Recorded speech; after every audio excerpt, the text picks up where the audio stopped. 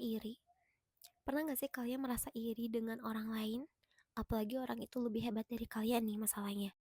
Masalahnya kalian kepanasan nih sama orang itu. Kalian nggak ada sifat, sikap, atau nggak pencapaian yang ada di diri kalian. Tapi adanya di orang itu nih. Dan aku minta ke kalian, sebenarnya kalian nggak salah untuk merasa iri. Cuman aku minta itu jadi motivasi untuk kalian juga mengikuti dia.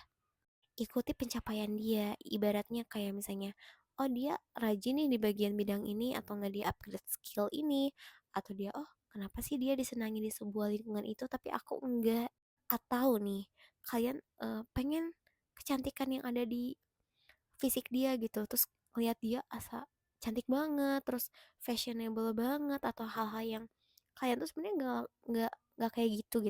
Sebenarnya konotatifnya kan iri itu buruk ya, tapi menurut aku pribadi, hampir setiap orang itu pernah merasakan iri dengan orang lain. Kita nggak munafik, kita orang biasa, pasti kita pernah merasa iri banget sama orang lain dan benar-benar, aduh gimana nih, aku juga pengen kayak gitu, pengen jadi orang kayak kamu gitu, tapi aku gengsi untuk melakukan itu. Nah, jadi saran dari aku, hilangin sifat gengsi, coba akui dia adalah orang yang hebat di hidup kalian, akui aja. Akui di otak kalian, di hati kalian, bahwa orang yang kalian iri itu adalah orang yang hebat, agar kalian bisa menerima diri kalian sendiri dan juga bisa menjadi lebih baik seperti dia. Sebenarnya kalau untuk mengikuti orang lain untuk kita jadi lebih baik tuh nggak salah sih. Tapi yang salah tuh rasa iri, jadi dendam, jadi benci, jadi ngebuat dia toksik ke dia gitu. Sebenarnya kita nggak boleh jadi orang kayak gitu. Karena sebenarnya banyak banget di luar sana kalau udah iri itu menjatuhkan orang itu, menjatuhkan orang yang kita iri. Sebenarnya itu hal yang buruk banget dan hal yang gak pantas untuk kita lakuin.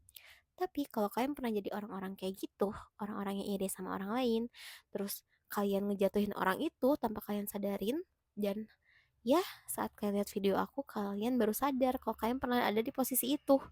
Ibaratnya ngebully orang itu karena iri, atau enggak kalian ngejelek-jelekin orang itu karena iri, aku minta kalian untuk berhenti.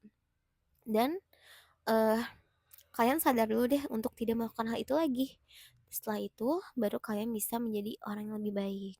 So, jadi video ini aku ingin kalian eh, berubah menjadi lebih baik setiap harinya. Gak harus langsung, tapi berstep-step aja, pelan-pelan.